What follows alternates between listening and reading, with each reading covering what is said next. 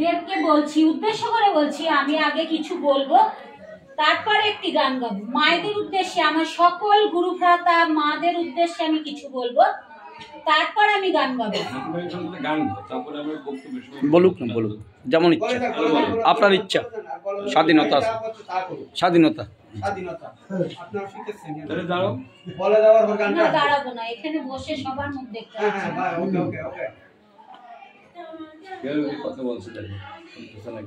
আমি সবাইকে অনুরোধ করছি, আমার প্রতিটা মা যেন আমার কিছু, আমি সবার থেকে ছোট, নিকৃষ্ট, আমার কোনো জ্ঞান নাই, আক্ষরিক জ্ঞান নাই, তবুও আমি ঠাকুরের চরণে, যখন আমি মাত্র 3.5 বছর বয়স, তখন আমার বাবা আমাকে নিবেদন করে ঠাকুরের চরণে।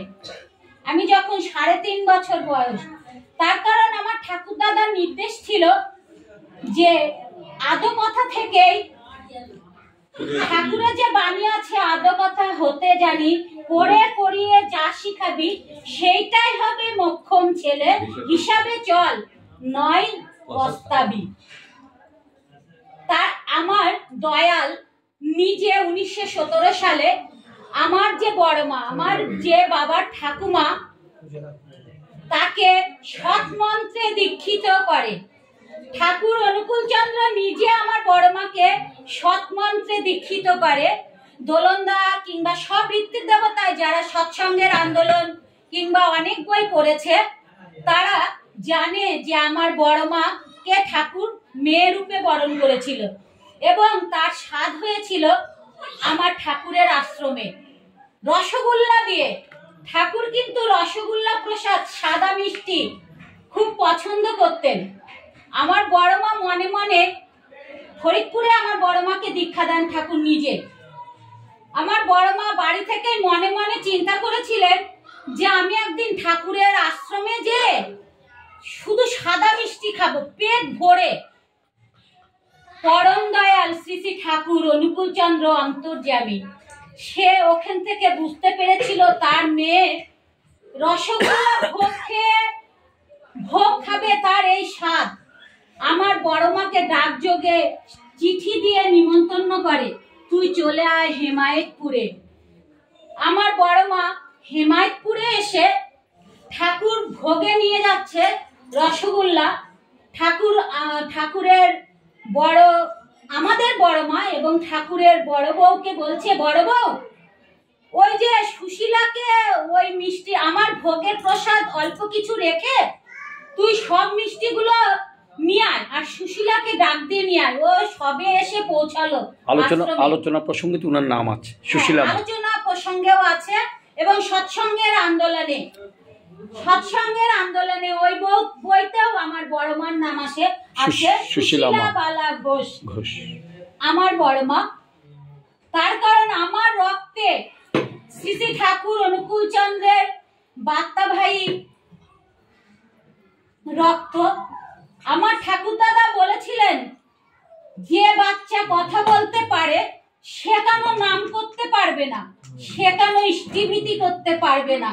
সে যদি, আমার ঠাকুর দাদা ছিলেন ডাক্তার, উনি বলেছিলেন, আমার মা বলতো যে যে ইংলিশে পড়াশোনা করতে পারে সে কেন নাম করতে পারবে না।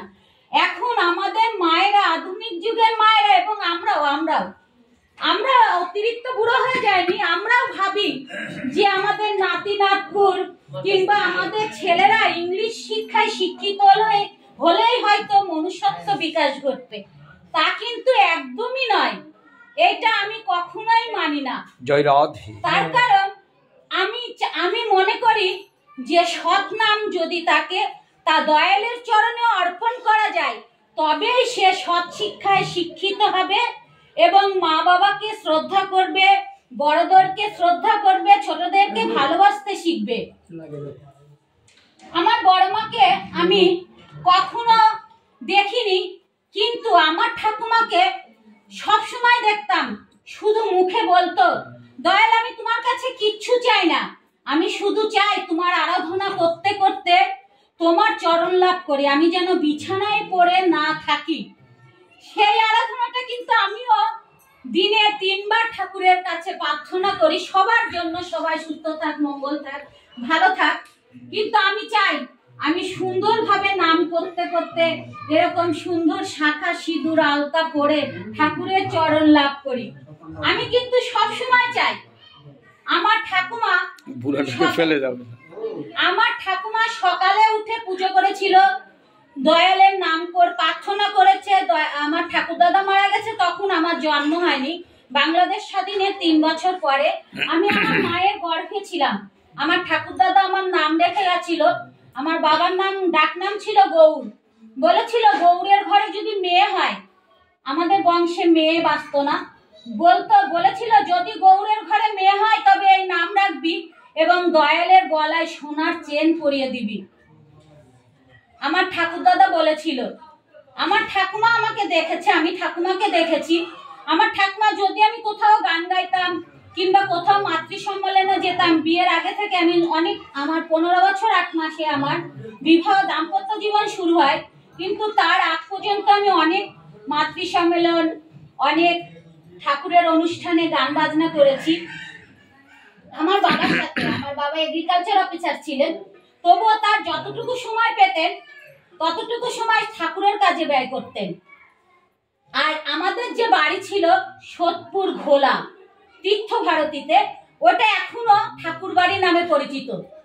ওখানে যত ঋত্বিক আছে সবাইকে যদি বলা যায় আমি ঘোষবাড়ি তীর্থ ভারতীতে যাব, সবাই সেখানে নিয়ে যাবে। সেখানে আমার বড় মা অবস্থান করতেন, সুশীলাবালা ঘোষ। তো আমি অনেক ভাগ্যবান, অনেক ভাগ্যবতী। তার কারণ আমি যে স্কুলে আমার জন্ম সৎসঙ্গ পরিবারে, আমি যে স্কুলে প্রথম আক্ষরিক জ্ঞান নিই, কুষ্টিয়া মিশন প্রাথমিক বিদ্যালয়, খ্রিস্টান মিশন ইংলিশ মিডিয়াম, সেখানে ঠাকুরের ভাব সমাধি হয়েছিল। ঠাকুর সেই গির্জায় গিয়ে ভাব সমাধি হয়েছিল ঠাকুরের। আমার যেখানে জন্ম কুষ্টিয়া বড় স্টেশনে, ওখানে ঠাকুরের বিশ্বগুরু মহোৎসব হয়েছিল। আমার জন্ম যেখানে, সেখানে ঠাকুরের বিশ্বগুরু মহোৎসব হয়েছিল। আবার আমি সৎসঙ্গ মন্দিরে আমার বিবাহিত জীবন অতিবাহিত করি। মানে আমি দাম্পত্য জীবনে আমি যাকে ঠাকুরকে যেভাবে দেখেছি যে দয়াল আমার যেন ঠাকুর পরিবারেই বিয়ে হয়, আমি যেন ঠাকুর পরিবারেই থাকতে পারি, আমি ঠাকুরকে ধরে যেন থাকতে পারি। আমার যখন বিয়ে হয় তখন আমার শ্বশুর বাড়ির সবাই, মোটামুটি শ্বশুরের বোন, শ্বশুর পরিবারের সবাই ঠাকুরের দীক্ষিত। সেই সূত্রে আমি অনেক ভাগ্যবতী।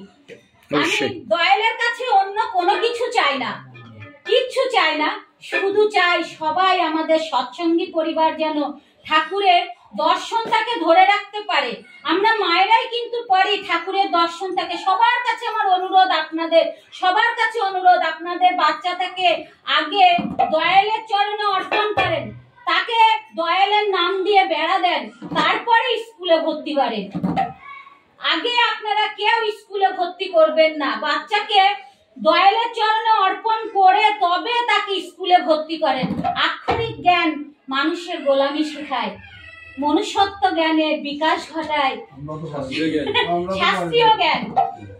আক্ষরিক জ্ঞান মনুষ্যত্ব জ্ঞানের বিকাশ ঘটে না, শাস্ত্রীয় জ্ঞান মনুষ্যত্ব জ্ঞানের বিকাশ ঘটায়। আপনি মনে করবেন আমার ছেলে গীতা পড়লে নষ্ট হয়ে যাবে, এটা না। আপনি যদি, আমার ছেলে যখন এসএসসি পরীক্ষায় গোল্ডেন প্লাস পায়, তখন সবাই বলেছিল ওর বাবার সাথে সঙ্গে, কে অমুকের ছেলে কি গোল্ডেন প্লাস পেয়েছে, ওর বাবার সাথে তো সঙ্গে সঙ্গে ঘুরে ঘুরে দেখি খালি ঠাকুরের অনুষ্ঠান করে, ঠাকুরের নাম সংকীর্তনে যায়, এখানে যায় ওখানে যায়। আবার যখন 5-এ বৃত্তি পেলে, 8-এ বৃত্তি পেলে, তাও ওর কথাই বলেছিল। কিন্তু আমার ছেলেকে আমিও 3.5 বছরে দীক্ষা দিয়েছি। যখন এখান থেকে ওর পুষ্টি বিচার করা হয়, গণক বলেছিলেন যে, আচার্যদেব বলেছিলেন যে ওর অনেক বড় ফাড়া আছে। ওই পরিপ্রেক্ষিতে আমার বাবা বলেছিল, দেখ ওর তো 3.5 বছর বয়স হলে নামের বেড়াটা দিয়ে দে, তাহলে দেখবি ওর কোনো পোকামাকড়, কোনো বিপদ, কোনো কিছুতেই ওর কিছু করতে পারবে না। তার কারণ ইষ্টভীতি একটা মরণ যন্ত্র, মরণ তাড়ানো যন্ত্র ইষ্টভীতি। আমার ছেলে যখন প্রথম চাকরিতে জয়েন করে রবিতে টেলিটর অফিসার হিসেবে, বাস অ্যাক্সিডেন্ট করে 3 জন মারা গেছে সঙ্গে সঙ্গে, আর ও একটা খাদের মধ্যে পড়ে গেছে, তার ভেতরে বাঁশ দেওয়া রয়েছে। বাঁশ মানে শক্ত পাইনেট করার জন্য বাঁশ ভিজিয়ে রেখেছে।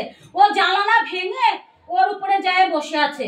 মনে হচ্ছে ওকে দয়াল নিজে কোলে করে দীপ, ওই আমার ছেলে দীপ বলছে, মা মনে হচ্ছে দয়াল আমাকে নিজে কোলে করে নিয়ে মনে হয় বাঁশের উপরে বসিয়ে দিয়েছে জানলা ভেঙে।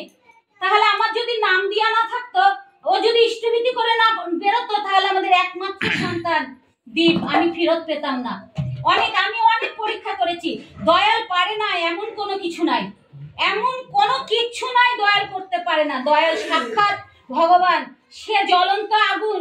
আপনারা যদি ঠিক মতো ডাকতে পারেন, ঠিক মতো চাইতে পারেন, সে দিতে বাধ্য থাকবে, কেন দেবে না?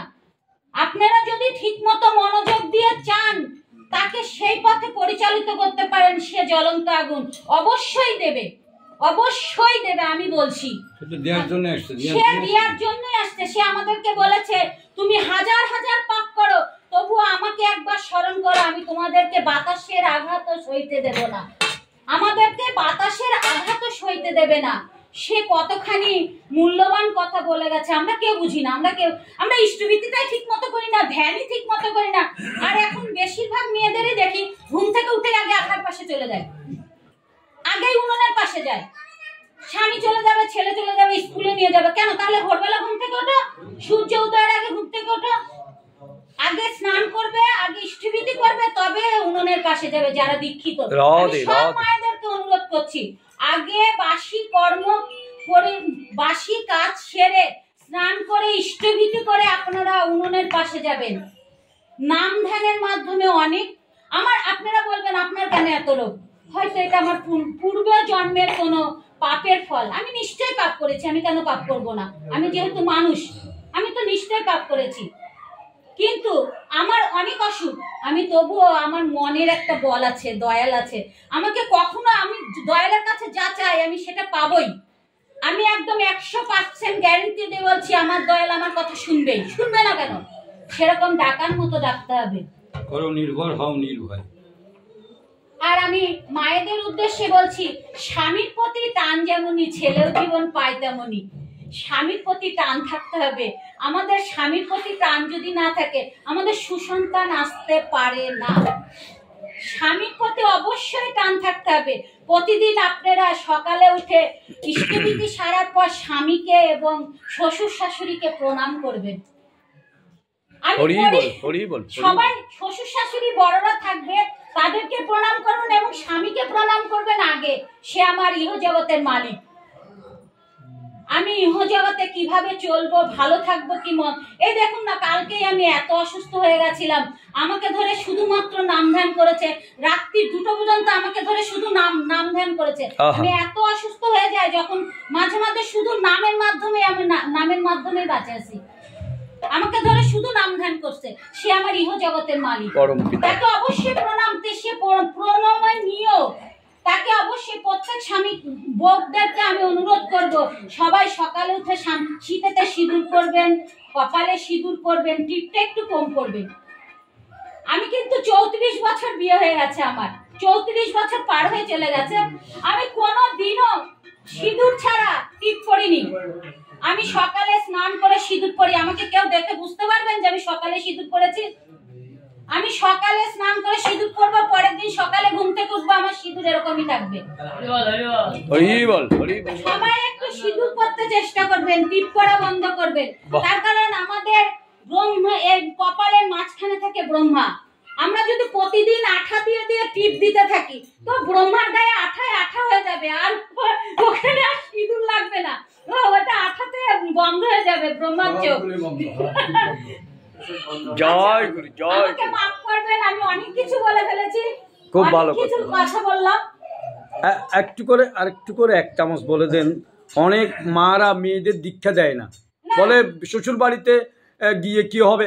আপনি কিন্তু ঠাকুরের কাছে চেয়েছেন আমার যেন ঠাকুর পরিবারে বিয়ে হয়। হ্যাঁ, অবশ্যই। আমার বোন চাইলে পাওয়া যায়, একটা উপমা দিই, চাইলে পাওয়া যায়। আমি একটা উপমা দিয়ে তাহলে কথাগুলো শেষ করি। আমার যে পিস্তত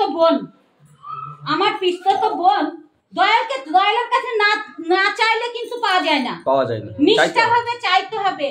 এই পাংশাতে আমার ছেলে যেখানে বিয়ে করেছে, পাংশায় ওর মাসি শাশুড়ি বাড়ি, মানে মাসি শাশুড়ির বাড়ি। ওখানে একটি মেয়ে, 3 বোন ওরা। ওর বাবা দীক্ষিত, ওর মা মারা গেছে, 2 বোনের বিয়ে হয়ে গেছে, ওই মেয়েটার বিয়ে হয়নি। মেয়েটা সরকারি স্কুলে, প্রাইমারি স্কুলে চাকরি পেয়েছে। তো সেদিন রাত্রি 8টা বেজে গেছে, ও স্কুল থেকে কি একটা মিটিং এর জন্য স্কুল থেকে ছাড়া পাচ্ছে না, মানে আসতে পারবে না। ওর থেকে, ওর বাড়ি থেকে ওর ওই জায়গাটা অনেকটা দূর, প্রায় 1-1.5 ঘন্টা লাগবে ওর বাড়িতে আসতে। অন্ধকার হয়ে গেছে, রাস্তা দিয়ে যাবে কি করে, ওর শুধু ওই চিন্তা, আমি রাস্তা দিয়ে কি করে যাই পৌঁছাবো আমার বাড়িতে। আমার মা, ওই মাটি তখন দয়ালকে, অবিবাহিত মা, সুন্দরী মা, চিন্তা করছে, দয়ালকে ধ্যান করছে, দয়াল আমি এই রাস্তা দিয়ে অন্ধকারের মধ্যে কি করে যাব, আমাকে কে বাঁচাবে। আর এই বাংলাদেশের পরিস্থিতি তো এখন কি অবস্থা, এটা তো সবাই জানেন। ও সিএনজিতে উঠেছে, তখন রাত্রি 8টা বাজে, ও বাড়ি যেয়ে পৌঁছাতে 9:30 10টা বাজবে। আপনারা এই কথাটা একটু মনোযোগ দিয়ে শোনেন। দয়ালকে যদি ঠিকভাবে ডাকা যায়, তবে দয়াল আমার পাশে এসে বসবে, আমাকে নিজে হাত দিয়ে সাহায্য করবে। ওই মাটি যখন নাম ধ্যান করতে করতে একটা সিএনজি চালককে ডাক দিছে যে বাবা আপনি কি অমুক জায়গায় যাবেন, আমি বাড়িতে যাব। বলছি হ্যাঁ মা যাব, হ্যাঁ যাব। মা তো বলেনি, মুসলমান মানুষ, মা বলেনি, বলছে হ্যাঁ যাব। মেয়েটি যথারীতি সিএনজিতে উঠেছে, বলছে কত নেবেন। ওর ভাড়া 100 টাকা, কিন্তু চেয়ে বলছে সে 150 টাকা। রাত্রি হয়ে গেছে, বলছে ঠিক আছে আপনাকে আমি 150 টাকাই দেব, আপনাকে আমি 150 টাকাই দেব আপনাকে। ও যথারীতি সিএনজিতে চেপে বসেছে, সিএনজিতে উঠে দয়ালের নাম স্মরণ করছে।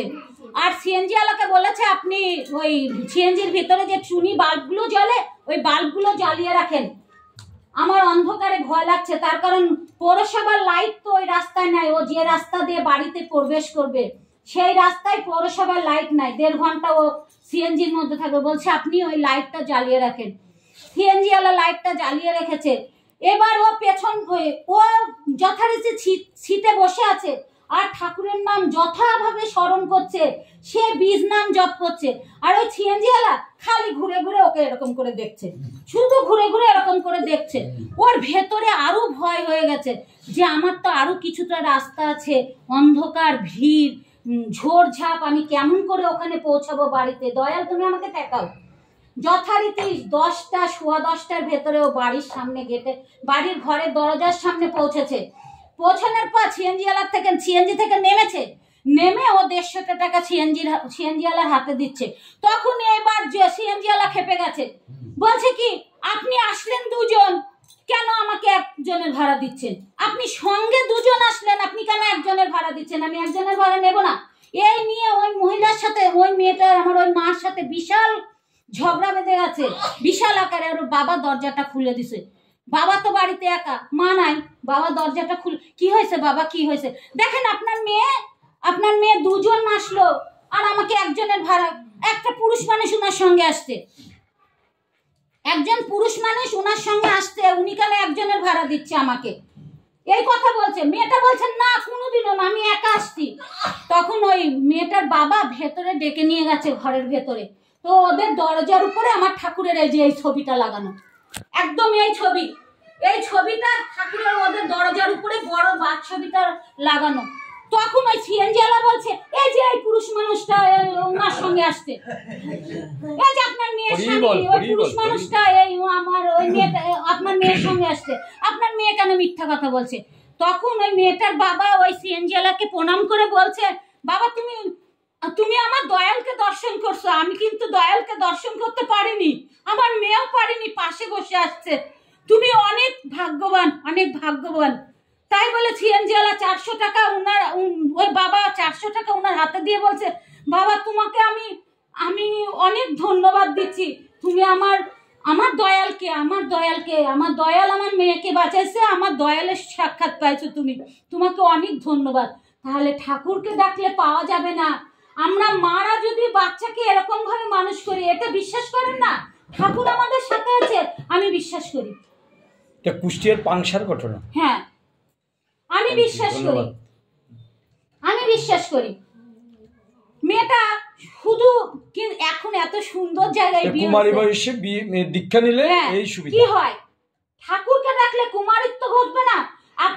আমার পিস্তত বোন এদেশ থেকে ম্যাট্রিক পাস করে যাওয়ার পরে খুব রোগা ছিল, ও 8 মাসে জন্মগ্রহণ করছিল।